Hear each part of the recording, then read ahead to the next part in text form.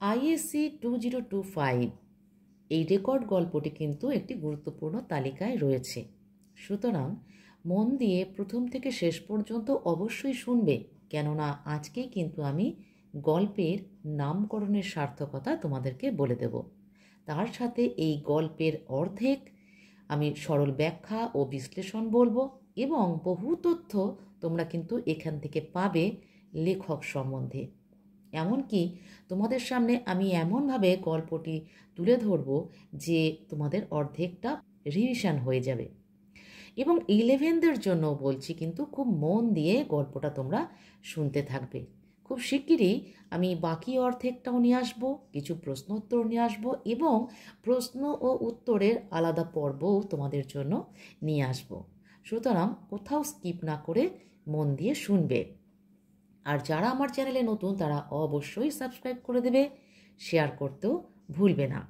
একটা কথা বলে নিই, যারা আমার কাছে ক্লাস 9, 10, 11, 12 টিউশন নিতে চাও তারা অবশ্যই আমার হোয়াটসঅ্যাপ নাম্বারে যোগাযোগ করতে পারো। চলে আসি পড়ায়। রেকর্ড গল্পের রচয়িতা নারায়ণ গঙ্গোপাধ্যায়ের ছদ্মনাম সুনন্দ, ভেরি ইম্পর্টেন্ট একটা টপিক। তিনি 1918 সালের 4 ফেব্রুয়ারি জন্মগ্রহণ করেন। তিনি একজন ভারতীয় বাঙালি লেখক। ভারতীয় এ কারণেই বলা হচ্ছে কারণ তার জন্ম অবিভক্ত বাংলার, মানে বর্তমান বাংলাদেশের অন্তর্গত অবিভক্ত দিনাজপুর জেলার বালিয়াডেঙ্গি গ্রামে। মাত্র 8 বছর বয়সে তিনি মাকে হারান। মায়ের সাথে লেখকের ছিল আবেগঘন সম্পর্ক। মাকে তিনি একটি কবিতাও রচনা করেছিলেন। কবিতার নাম ছিল হারিয়ে যাওয়া মা। তার স্কুল ছিল দিনাজপুর জেলা স্কুলে, college Faridpur Rajendra college, Barishal Brajamohan college ও কলকাতা বিশ্ববিদ্যালয়ের তিনি একজন কৃতী ছাত্র ছিলেন। প্রথম বিভাগে প্রথম হন, সে কারণে তিনি ব্রহ্মময়ী স্বর্ণপদকও লাভ করেন এবং ডক্টরেট ডিগ্রি লাভ করেন। এরপর জলপাইগুড়ি কলেজ, সিটি কলেজ ও কলকাতা বিশ্ববিদ্যালয়ে তিনি অধ্যাপনাও শুরু করেন। এটা তো তার শিক্ষা জীবন গেল। তার সাহিত্যিক জীবন থেকেও কিন্তু তোমাদের প্রশ্ন আসতে পারে, ভেরি ইম্পর্টেন্ট, খুব মন দিয়ে তোমাদের শুনতেই হবে। তিনি ছোটবেলা থেকেই লেখালেখি শুরু করেন। তার প্রথম লেখা ছাপা হয় মাস পয়লা শিশু মাসিকে। সন্দেশ, মুকুল, পাঠশালা, শুকতারা প্রভৃতি পত্রিকায় নিয়মিত তিনি লিখেছেন। সাপ্তাহিক দেশ পত্রিকায় সুনন্দর জার্নাল লিখে তিনি সুখ্যাতি অর্জন করেন।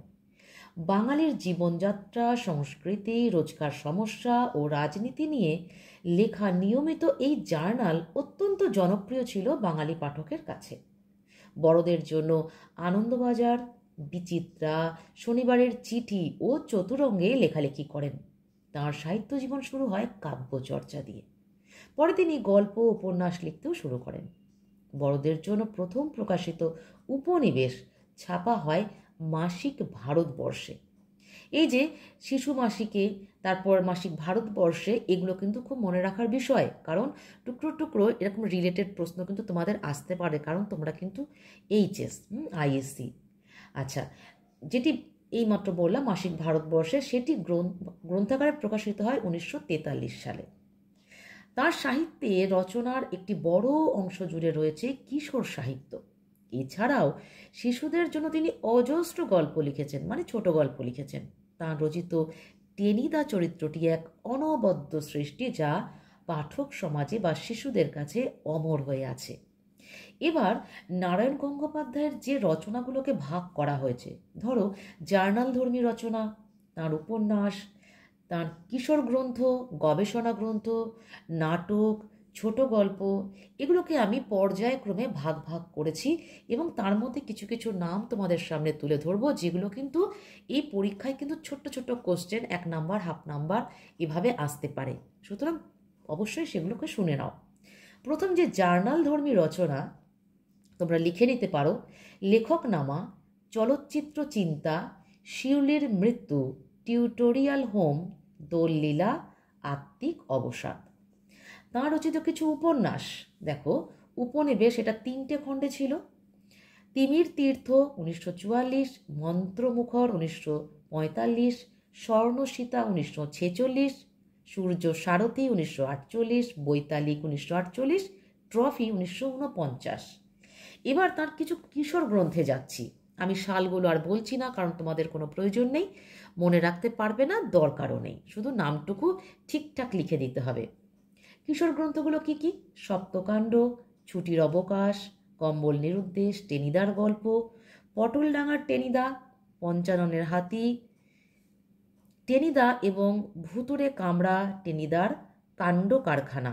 গল্প বলি, গল্প শেষ। এবার দেখো গবেষণা গ্রন্থ হচ্ছে সাহিত্যে ছোট গল্প। তাঁর রচিত কিছু নাটক দেখো, রামমোহন, ভাড়াটে চাই, আগন্তুক, পরের উপকার করিও না, ভীম বধ, বারভূত। তাঁর রচিত ছোট গল্প যেটা, নক্রচরিত, দুঃশাসন, 22 শ্রাবণ, সীমান্ত, টোপ, রেকর্ড, মমি, দোলন চাপার বৃত্ত প্রভৃতি। তার সাহিত্য প্রতিভা সম্বন্ধে কিছু বলি। নারায়ণ গঙ্গোপাধ্যায়ের উপন্যাসে বরেন্দ্রভূমি প্রাধান্য বিস্তার করেছে। উত্তরবঙ্গের চা বাগান আর মধ্যবিত্ত অধ্যুষিত মফস্বল শহর বারবার তাঁর লেখায় ফিরে এসেছে।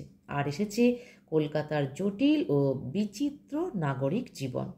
1970 সালের 8ই নভেম্বর এই মহান সাহিত্যিকের দেহাবসান ঘটে।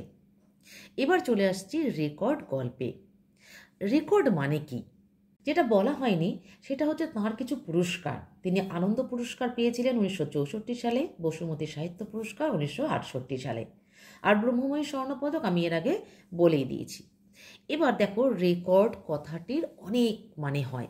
রেকর্ড কথাটির মানেগুলো কি কি? যেমন ধরো লিখিত প্রমাণ বা নথি, দলিল, স্মৃতি, স্মারক বা স্মারক, ঐতিহাসিক চিত্র, ঐতিহাসিক লিপি, গ্রামোফোন রেকর্ড যেটাকে বলা হয় গানের আধার চক্র। আর একটাও হয় রেকর্ড হলো একটি অর্জন। তাহলে এখানে আমাদের বিষয় কি? রেকর্ড কথাটির এখানে আমাদের পাঠ্য বিষয় যেটা, সেটা হচ্ছে রেকর্ড হচ্ছে গ্রামোফোন রেকর্ড, যেটা গানের আধার চক্র। এবার দেখো গল্পটা খানিকটা বুঝিয়ে নিয়ে আমি নামকরণের সার্থকতায় যাব। দেখো বউবাজার স্ট্রিট আর শিয়ালদা মোড়ের কয়েকটি ছোট ছোট গলি দিয়ে কিংবা স্কটল্যান্ডের পাশ কাটিয়ে একটি বিচিত্র বাজারে ঢোকা যায়। ইংরাজিতে তার ভদ্রনাম সেকেন্ড হ্যান্ড মার্কেট, চলতি বাংলায় চোরা বাজার। একসময় বোধ হয় চোরাই জিনিসের বিক্রি পাটা চলতো এখানে। আজ সে পাট না থাকলেও অখ্যাতিটা আঁকড়ে বসেই আছে। দেখো এইটুকু অংশকে ব্র্যাকেট করেছি, এটা 2022 সালে এইখান থেকে এই লাইনটা তুলে প্রশ্ন এসেছিল। তাহলে লেখক এখানে, আমি গল্পের যে চরিত্রগুলো আছে আমি সেই গল্পের চরিত্রটা একটু বলে নিই যে এই গল্পের চরিত্রগুলো কি কি। গল্পের কথক যার চিন্তনে একটি রেকর্ডের সুর চিরন্তন প্রতিবাদের ভাষা হয়ে উঠেছে, তার মানে গল্পের কথক হচ্ছেন এখানে মূল চরিত্র। কথকের অধ্যাপিকা স্ত্রী করুণা। 3 নম্বর, গল্পকথকের স্ত্রী করুণার বান্ধবী আইভি, যিনি পাশ্চাত্য সঙ্গীত শিক্ষার জন্য ইউরোপে গিয়েছিলেন। 4 নম্বর, গল্পকথকের জনৈক ভূপর্যটক বন্ধু, যিনি রেকর্ডের সুর ও ভাষার রহস্যের উন্মোচন করেছেন। তাহলে আমি রেকর্ড গল্পের যে অংশটুকু এইমাত্র পড়লাম সেই অংশটাকে আমি বুঝিয়ে দিই যে লেখক এই যে যেটা বাজার বলা হয়েছে চোরা বাজার বা সেকেন্ড হ্যান্ড মার্কেট, যেটা শিয়ালদা মোড়ের কাছাকাছি, সেখানে তিনি গিয়েছিলেন। কোনো একটা কারণে গিয়েছিলেন যেটা আমরা এক্ষুনি সেই অংশটাকে পড়ব। তিনি বলছেন যে চোরাই জিনিস সেখানে বিক্রি হতো এক সময়, কিন্তু আজ সে পাট না থাকলেও অখ্যাতিটা আঁকড়ে বসেই আছে। অর্থাৎ এখন আর চোরাই জিনিস বিক্রি হয় না সেখানে, তাই কিন্তু নামকরণটা রয়েই গেছে, কিন্তু সেই চোরাই জিনিস এখন আর লেনদেন হয় না। চোরা মার্কেট কাকে বলে? যেখান থেকে দূর দূরান্ত থেকে বিভিন্ন সোর্সে সেটা অনেকটা বেআইনিভাবে জিনিসপত্র সেই বাজারে নিয়ে এসে বিক্রি হতো। সেটা সবারই জানা ছিল, কিন্তু তবুও সেই লেনদেনটা চলতেই থাকতো। অনেক সস্তায় সেখান থেকে জিনিস পেয়ে মানুষ লাভবান হতো। তাহলে লেখক কেন এই অবতারণা করলেন এই অংশটার? দেখো, বৈঠকখানা মার্কেটে গাছপালার দোকানগুলি পার হলে এই বাজারের সীমান্ত, অর্থাৎ শিয়ালদার কাছে এখনও বৈঠকখানা মার্কেট আছে, সেখানে গাছপালার দোকানগুলো পার হলে এই বাজারের ঠিক লাস্ট অংশ মানে সীমান্ত। এই অংশে উল্লেখযোগ্য কিছু নেই।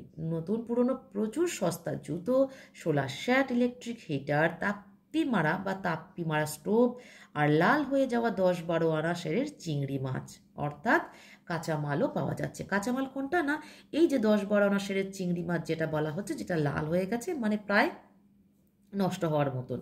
এবং সেখানে কি কি বিক্রি হয়? সব পুরনো, নতুন নতুন পুরনো সমস্ত জিনিসই বিক্রি হয়। এই শোলা শেডটা কি না, শোলার তৈরি যে জিনিসপত্র। বলছেন এই অংশে দাঁড়ালেই নাকে আসবে স্পিরিট আর বার্নিশের গন্ধ। অর্থাৎ কেন এই স্পিরিট আর বার্নিশের গন্ধের সঙ্গে কি রিলেশন? না, তারপর আপনি একেবারে ফার্নিচারের জগতে পৌঁছে যাবেন। ফার্নিচার অর্থাৎ আসবাবপত্র। কাঠের আসবাবপত্রে এই স্পিরিট আর বার্নিশ এর যোগ রয়েছে। নতুন পুরনো ফার্নিচারের দোকানগুলো ঠাসা। লেজারাস কোম্পানির আদি বার্মাটিক রং ফিরিয়ে অপেক্ষা করে আছে আবার চকচকে নতুন জিনিস। 1 নম্বর সিপি ভেবে কিনে এনে 6 মাস পরে আবিষ্কার করবেন কাঠটা বিশুদ্ধ চারুল। সস্তায় হয়তো খাঁটি মেহগিনির জিনিস পাবেন, আবার প্রচুর পয়সা দিয়ে আলমারি টেনে দেখলেন ফাটা কাঠের ওপর বেমালুন বার্নিশ লাগিয়ে আপনার মাথায় কাঁঠাল ভেঙেছে। আমি একটু আগে বললাম যে কাঠের ফার্নিচারের সঙ্গে বার্নিশের একটা কানেকশন আছে বা যোগাযোগ আছে। তার মানে সেখানে মানুষ গিয়ে লাভবানও হতে পারে, ঠকতেও পারে। কেন না, পুরনো ফার্নিচারগুলোকে যে অনেকে ব্যবহার করে না, সেখানে দিয়ে দিল, সস্তায় দিয়ে দিল, এবং সেগুলোই এমনভাবে পালিশ করা হলো বা ফাটা টাটা জায়গাগুলোতে সেখানে বার্নিশ দিয়ে বা কোনো রকম গ্যাটিস দিয়ে সেগুলোকে লেবেল করে পালিশ করে একদম নতুন করে বিক্রি করে দেবে। কিন্তু 6 মাস পরে দেখা গেল যে সে কাঠ কিন্তু মেহগনি নয় বা সেগুন নয় বা ইত্যাদি ইত্যাদি। সেই কাঠটা কিন্তু দেখা গেল চারুল, মানে অত্যন্ত সস্তার একটা কাঠ। এরকমভাবে কিন্তু কোনো মানুষ ঠকতেও পারে, জিততেও পারেন। অর্থাৎ রাস্তার লটারি। রাস্তায় মানুষ লটারি কেনে বা লটারি কাটে লাভবান হওয়ার জন্য। ছোট ছোট টিকিট বিক্রি হয় লাভবান হওয়ার জন্য, যেটাতে মানুষ অধিকাংশ সময় ঠকে বা লাভবান হয় না। কেননা সেখানে টাকা বাঁধতেও পারে, নাও বাঁধতে পারে, মানে জিততেও পারে, নাও জিততে পারে। না জেতার সম্ভাবনাই বেশি। যারা জিতবেন অর্থাৎ প্রথম, দ্বিতীয়, তৃতীয়, সেই তো 3টেই মাত্র টিকিট আছে, বাকিগুলোতে তো নেই। কিন্তু বাকিগুলোও বিক্রি হয়, কিন্তু সেখানে শুধুই দোকানদারের লাভ, কিন্তু ক্রেতার কোনো লাভ হয় না। তাই এখানে বলা হচ্ছে রাস্তার লটারি। 1 আনা দিয়ে কাঁটা ঘোরালেন, পেলেন 3টে ছোট ছোট বিস্কুট। কিংবা কপালের জোর থাকলে তো চন্দন সাবানই জুটে গেল 1খানা। মেলায় অনেক সময় দেখা যায় ঠিক এরকমভাবে কোনো কিছুর মধ্যে রিং ছুঁড়ে ছুঁড়ে রিং দিয়ে সেটাকে করা হচ্ছে, বা রিং ছুঁড়ে ছুঁড়ে সেগুলোকে সার্কেলের মধ্যে ঢোকানো হচ্ছে, এরকম ইত্যাদি ইত্যাদি অনেক রকম থাকে। সেটা পুরোটাই কিন্তু এরকম লটারি, যে কিছু নাও পেতে পারে, বিস্কুটও পেতে পারে, আবার একটা চন্দন সাবান, অর্থাৎ চন্দন সাবান একটু দামি, তাই চন্দন সাবানের কথা বলা হয়েছে। তবু আমাদের মতো মধ্যবিত্তদের এখানে লটারির টিকিট কিনতে হয়। লেখক নিজেকে মধ্যবিত্ত বলছেন, অর্থাৎ তার অবস্থা মোটামুটি সচ্ছল, চলে যাচ্ছে, কিন্তু এতটা সচ্ছল নয় যে তিনি একদম ফার্স্ট হ্যান্ড অর্থাৎ দামি জিনিস তিনি কিনতে পারেন। তাই তাকে লটারি টিকিট কাটতে হয় বা কিনতে হয়। কেননা তিনি যদি ভাগ্যের জোরে ভালো জিনিস পেয়ে যান, বলা যায় না, কারণ একটু আগে তিনি বলেছেন যে ভালো পেতেও পারে, আবার ঠকতেও পারে। বউবাজার কিংবা রিপন স্ট্রিটের দিকে পা বাড়াতে আমাদের সাহসে কুলোয় না, অর্থাৎ সেখানে সব কস্টলি জিনিস বিক্রি হয়, তাই সেখানে লেখকের মতো মানুষরা পা বাড়ায় না। আমি গিয়েছিলাম ছোট একটা বুককেসের সন্ধানে। বুককেস অর্থাৎ বইপত্র রাখবার একটা কাঠের ফার্নিচার। মনের মতো কিছু পেলুম না, ফিরে আসছি এমন সময় একটা দোকানের দিকে নজর পড়ল। অর্থাৎ লেখকের মনের মতো কিছু পেলেন না যেটাতে তিনি লাভবান হবেন বা পছন্দ হবে, তাই তিনি ফিরে আসছিলেন, কিন্তু একটা দোকানের দিকে তাঁর নজর পড়ল। ফার্নিচারের দোকান নয়, বাবু কলকাতার শেষ অভিজ্ঞান কতগুলি গৃহসজ্জা, চিনেমাটির বড় পট, গিল্টি করা ফ্রেমে বিলিতি ছবি, 2-1টা শ্বেত পাথর কিংবা ইমিটেশন স্টোনের ছোট বড় মূর্তি, ব্রোঞ্জের নগ্নিকা, পুরনো ফ্যাশনের আরও নানা টুকিটাকি। অর্থাৎ বাবু কলকাতার শেষ অভিজ্ঞান কতগুলি গৃহসজ্জা। এক সময় যখন বাবু কলকাতা মানে বাবু কালচার ছিল, সেই সময় কিন্তু অনেক দামি জিনিসপত্র ব্যবহার করা হতো। তারপর যখন বাবু সমাজ চলে গেল, অর্থাৎ সেই বনেদিয়ানাও নেই, তখন কি হতো, সেই জিনিসপত্র কোনো আর মূল্য নেই, তখন তারা কি করতো, সেকেন্ড হ্যান্ড মানে সস্তায় সেটা বিক্রি করে দিত। তা সেই রকম অনেক জিনিস যেটার সঙ্গে একটার কোনো সম্পর্কই নেই। কীরকম দেখো, বলছে 2-1টা শ্বেত পাথর হতে পারে, গিল্টি করা ফ্রেমে বিলিতি ছবি হতে পারে, ব্রোঞ্জের নগ্নিকা মানে নেকেড মূর্তি, যে ব্রোঞ্জের মূর্তি আমরা সেটা অনেকেই দেখেছি, পুরনো ফ্যাশনের আরও নানা টুকিটাকি। অর্থাৎ সে দোকানে কিন্তু একই রকম জিনিস পাওয়া যায় তা নয়, ভ্যারাইটি জিনিস পাওয়া যায়। তা সেই রকম জিনিসের একটা দোকানে তার চোখ পড়ল, অর্থাৎ লেখকের কিন্তু চোখ গেল। একটা চোঙওয়ালা ফোনে হিন্দি গানের রেকর্ড বাজছিল। অর্থাৎ এই যে গ্রামোফোন জিনিসটি কি, এখন যেমন দিনে দিনে কিন্তু উন্নত হয়েছে, যেমন আমরা আগে টেপ রেকর্ডার দেখেছি, তারপর সিডি, ডিভিডি, এরকম ধীরে ধীরে উন্নত হতে হতে এখন আমরা কিন্তু আমরা মোবাইলে, ইউটিউবে এরকম কিন্তু আমরা এখন গান শুনি। কিন্তু তখন কিন্তু যেই আমলের কথা লেখক বলছেন, তখন গ্রামোফোনের যুগ। অর্থাৎ বড় চোঙওয়ালা একটা জিনিস ছিল এবং একটা আধার চক্র, মানে বড় একটা চাকতি, যেটা বসানো হতো এবং একটা ছোট্ট একটা পিন দিয়ে সেটা চালনা করতে হতো। তাই তিনি বলছেন একটি চোঙওয়ালা গ্রামোফোনে হিন্দি গানের রেকর্ড বাজছিল। সেটি গানে যেতে আমি দাঁড়িয়ে পড়লুম। হিন্দি গানের আকর্ষণ হিন্দি নামের আকর্ষণে নয়, অর্থাৎ তখন একটা হিন্দির আকর্ষণ ছিল আলাদা। আমরা যেমন এখন সবসময় হিন্দি কথা শুনি, ইংরেজি কথা শুনি, তখন সেটা এত অ্যাভেলেবেল ছিল না। তাই হিন্দি নামের একটা আকর্ষণ ছিল, কিন্তু লেখক হিন্দি নামের আকর্ষণে ওখানে দাঁড়াননি। কেন? দেখলুম স্তূপাকার পুরনো রেকর্ড, অর্থাৎ যেটা বললাম গানের আধার চক্র। যেখানে দেখিবে ছাই, এই মহাজন বাক্যে এখানে আমি লাভবান হয়েছি আগে। এই যে বাকিটুকু বলা হলো না, আমি বলে দিচ্ছি। যেখানে দেখিবে ছাই, উড়াইয়া দেখো তাই, পাইলেও পাইতে পারো অমূল্য রতন। অর্থাৎ ছাই দেখে তুমি মুখ ঘুরিয়ে যেতেই পারো, কিন্তু কিছুই বলা যায় না সেই ছাইয়ের তলায়, বা ছাইটাকে যদি তুমি সরিয়ে দাও, উড়িয়ে দাও, তার ভেতরে কিন্তু অমূল্য রত্ন পাওয়া যেতে পারে। এখানে অমূল্য রত্ন বলতে কিন্তু এখানে হীরে জহরত মণি মাণিক্যের কথা বলা হচ্ছে না। লেখক লাভবান হয়েছেন আগে। কেন না, তিনি অনেক দামি জিনিস, মূল্যবান জিনিস, যেটা পয়সা দিয়ে যার বিচার চলে না, সেই রকম মূল্যবান জিনিস তিনি পেয়েছেন। অর্থাৎ পুরনো রেকর্ডের ভেতর থেকে পেয়েছি অপ্রাপ্য রবীন্দ্রকণ্ঠ, পেয়েছি রাধিকা গোস্বামীর গান, দিলীপ কুমারের মুঠো মুঠো রাঙা জবা, তাদের কোনোটি কোনো মতে শ্রাব্য, আবার দুই একটা প্রায় নতুনের মতো। দাম আশাতীত সস্তা বলাই বাহুল্য। বললুম রেকর্ড দেখাও তো। অর্থাৎ এখানে কিছু কিছু নাম দেওয়া হয়েছে। বলছেন রেকর্ডের ভেতর থেকে পেয়েছি অপ্রাপ্য রবীন্দ্রকণ্ঠ, অর্থাৎ যেগুলো কোথাও পাওয়া যায় না, তিনি সেখান থেকে পেয়েছেন। তার মধ্যে কোনোটা কোনো মতে শ্রাব্য মানে কোনো মতে শ্রবণযোগ্য, মানে শোনা যায়। অর্থাৎ রেকর্ডগুলো কোনোটা ভালো নয়, কোনোটা চলছে কোনোটা চলছে না, কারণ ওটা সেকেন্ড হ্যান্ড মার্কেট, সেটা মাথায় রাখতে হবে তোমাদেরকে। তিনি ওই দোকানদারকে বললেন রেকর্ড দেখাও। একজন বের করে দিল অধিকাংশই সস্তা সিনেমার গান, কিংবা বাজার চলতি পপুলার ডিস্ক, পুজোয় অ্যাম্প্লিফায়ারে বাজাতে বাজাতে যারা অকাল জরালাভ করেছে। অর্থাৎ এরকম হয়, যারা এই যে ডেকোরেটার্স, এখন যারা বিভিন্ন পুজো প্যান্ডেলে গান বাজাচ্ছে, সেরকম তখনকার সময় কিন্তু এরকম রেকর্ডগুলোকে নিয়ে যেতে হতো, ভাড়া যেত, সেই রেকর্ডগুলোকে বাজানো হতো এবং তার বিভিন্ন উৎসবে, বিভিন্ন পার্বণে কিন্তু এই রেকর্ডগুলোকে বাজানো হতো, আবার ফেরত দেওয়া হতো, বাজানো হতো, ফেরত দেওয়া হতো। মানে এরকম অধিক বাজানো এবং এসব করতে করতে কী হতো, রেকর্ডগুলো বেশিরভাগ সময় খারাপ হয়ে যেত।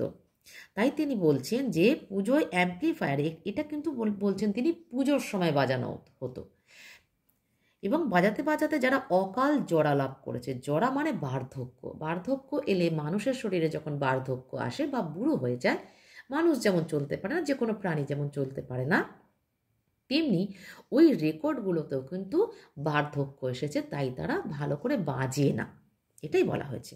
তবে এদের মধ্যে একখানা রেকর্ড আমাদের দৃষ্টি আকর্ষণ করলো। অচেনা লেবেল, অচেনা ভাষা, ওপরের লেখাগুলো রোমান হরফ বলে মনে হলো না। দেখলাম বেশি পুরনোও নয়। অর্থাৎ এই যে তিনি বলেছেন যেখানে দেখিবে ছাই, অর্থাৎ এখানে পুরনো রেকর্ডের ঢিবি, সেখান থেকে তিনি বাছাবাছি করছেন যদি কিছু দুষ্প্রাপ্য জিনিস পাওয়া যায়। তিনি একটি রেকর্ডের দিকে তিনি তাকালেন এবং তার খুব আকর্ষণ বোধ করলেন। তিনি দেখলেন যে লেবেলটাও অচেনা, ভাষাটাও অচেনা। উপরের লেখাগুলো রোমান হরফ বলে মনে হলো না। অর্থাৎ তিনি রোমান হরফটা চেনেন, কিন্তু এই লেখাটা রোমান হরফের নয়, আবার বেশি পুরনো বলেও তার মনে হলো না। হিন্দি রেকর্ডটা থেমে গিয়েছিল। বললুম এটা বাজাও তো, অর্থাৎ লেখক বাজিয়ে দেখতে চাইছিলেন যে সেটা পুরোপুরি বাজছে কিনা, তবেই তিনি কিনবেন। চোঙওয়ালা গ্রামোফোন থেকে প্রথমে এক রাশ অদ্ভুত বাজনা ছড়িয়ে পড়ল, অর্থাৎ রেকর্ডটা থেকে প্রথমে শুধুই বাজনা বাজছে, মিউজিক।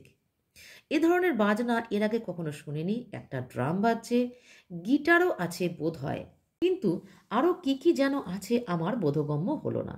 নানা ঢঙের বিদেশি ছবি দেখেছি, রেকর্ড শুনেছি অনেক, কিন্তু এ জিনিস কখনো কানে আসেনি এর আগে।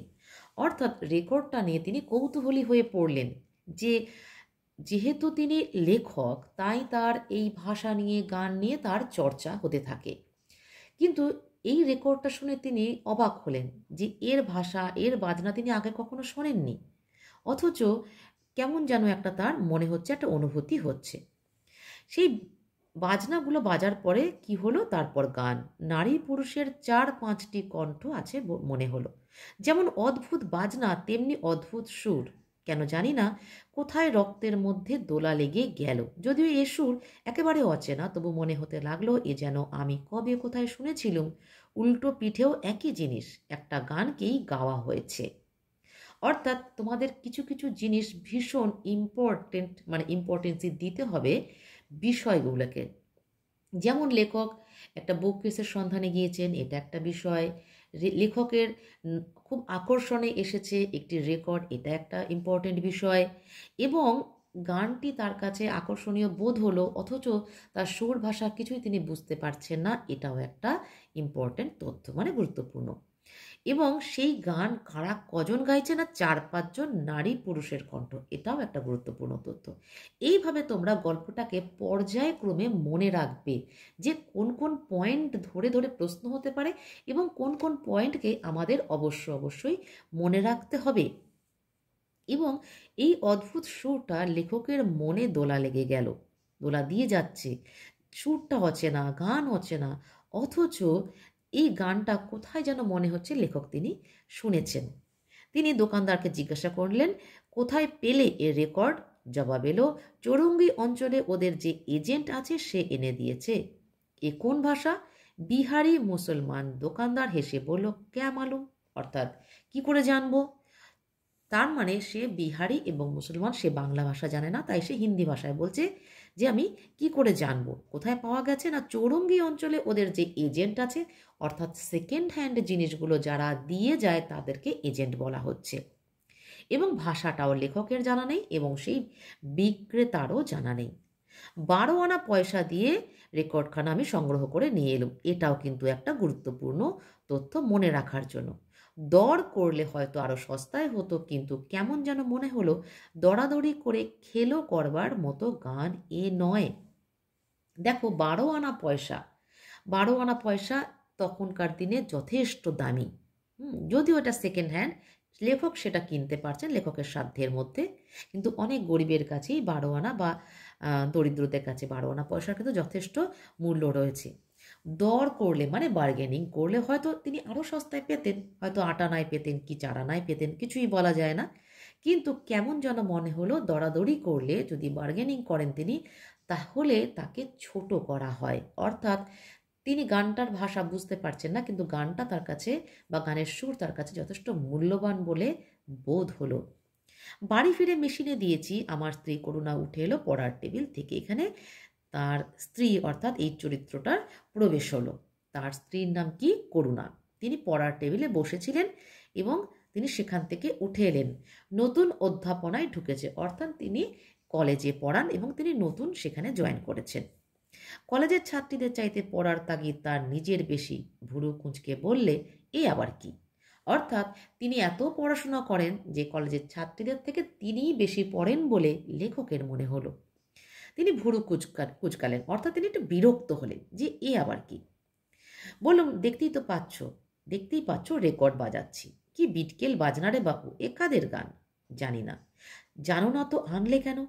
চুপ করো, একটু শুনতে দাও। এই যে লেখক এবং তার স্ত্রীর মধ্যে একটি কথোপকথন হচ্ছে, অর্থাৎ লেখকের স্ত্রী করুণা অত্যন্ত বিরক্ত। তিনি এই তার পড়ায় যে ডিস্টার্ব হলো, বাধা এলো, তাতে তিনি বিরক্ত হয়ে গেছেন। তিনি এই গানটার অর্থ বুঝতে পারছেন না। বিটকেল বলে মনে হচ্ছে তার এই বাজনাটাকে। তিনি শুনতে চাইছেন না এবং তিনি বলছেন যে তুমি যখন জানো না তাহলে তোমার আনার কোনো প্রয়োজন ছিল না। মিনিট খানিক ধৈর্য ধরে রইল করুণা, তারপর মুখের ওপর টেনে আনলো রাজ্যের বিরক্তি। অর্থাৎ 1 মিনিট শোনার পরেই তিনি চরম বিরক্ত হয়ে উঠলেন। তিনি কি বলছেন? পাগল করে দিলে যে, কোত্থেকে রাজ্যের ছাইপাশ জোটাও তুমিই জানো। অধ্যাপকের স্ত্রী করুণার অত্যন্ত মূল্যহীন বলে বোধ হলো। অর্থাৎ ছাইপাশ, আবর্জনার সঙ্গে তিনি তুলনা করছেন যে এইসব না জোটালেই তো হয়, তাহলে তার পড়ার ডিস্টার্ব হতো না। লক্ষ্মীটি আরেকটুখানি, 3 মিনিটে তোমার জ্ঞানার্জনে কাঁটা পড়বে না।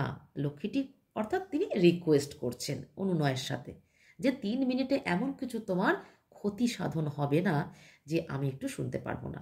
গান থামলে করুণার দিকে তাকালো, দেখি হাতে একটি লাল নীল পেন্সিল নিয়ে এসেছিল, তার গোড়াটা চিবোচ্ছে আনমনার মতো।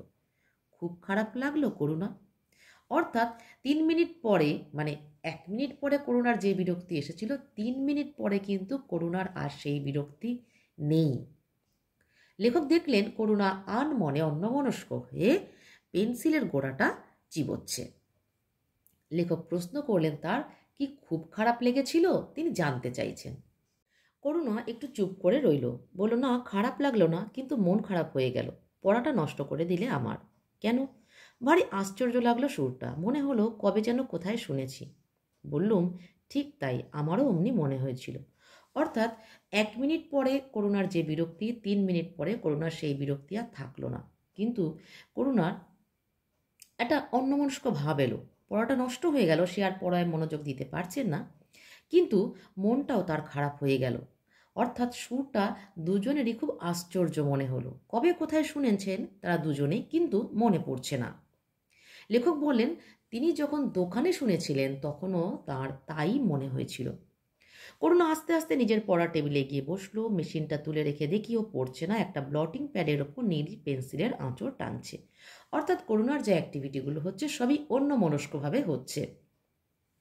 আমিও কতগুলো খাতা টেনে নিয়ে বিশ্ববিদ্যালয়ের পাশের সংখ্যা বাড়াতে বসে গেলাম। অর্থাৎ আমরা জানতে পারছি লেখক ও বিশ্ববিদ্যালয়ের অধ্যাপক, তিনিও পরীক্ষার খাতা দেখছেন এবং তিনি কি করে স্টুডেন্টদের পাশ করানো যায়, যত বেশি সংখ্যক পাশ করানো যায় সেই চেষ্টায় তিনি বসে গেলেন।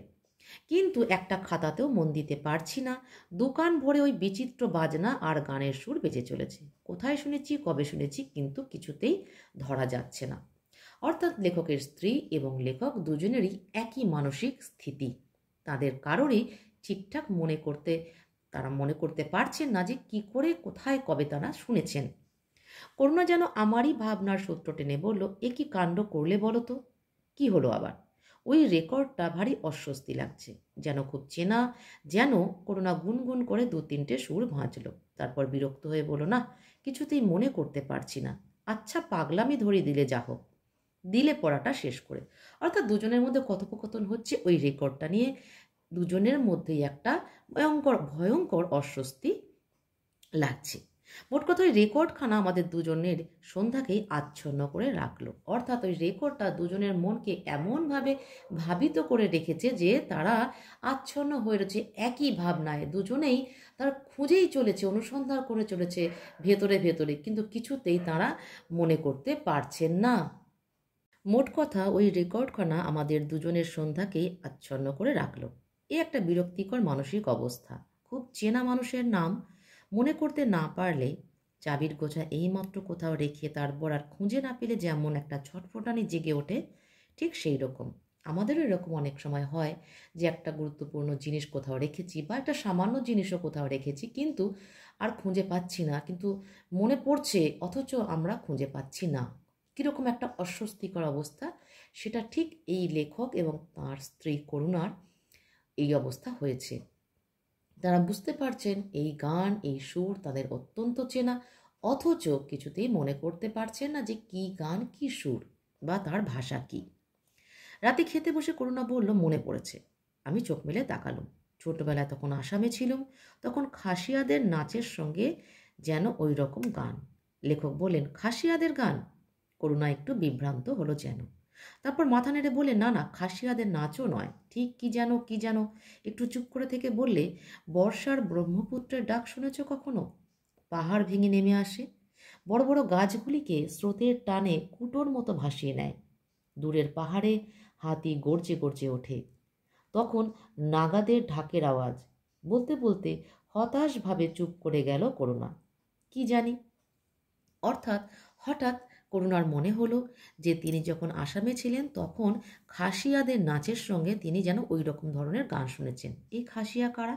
এই খাসিয়া হলো উত্তর পূর্ব ভারতের মেঘালয় রাজ্যের একটি জাতিগত গোষ্ঠী বা একটা জনগোষ্ঠী। তারা যে নাচ করতো, নাচের সঙ্গে যে গান করতো, হঠাৎ করুণার তাই মনে হলো। আবার মনে হচ্ছে না না, যে ব্রহ্মপুত্র নদের যে ডাক, যে গর্জন, বা পাহাড় ভেঙে নেমে আসে যখন ল্যান্ডস্লাইড বলে যেটাকে, যখন নেমে আসে বড় বড় গাছগুলোকে একদম খড়কুটোর মতো ভাসিয়ে নিয়ে যায়, বা যদি হাতি গর্জন করে ওঠে দূরের কোনো পাহাড়ে, বা নাগাদের ঢাকের আওয়াজ।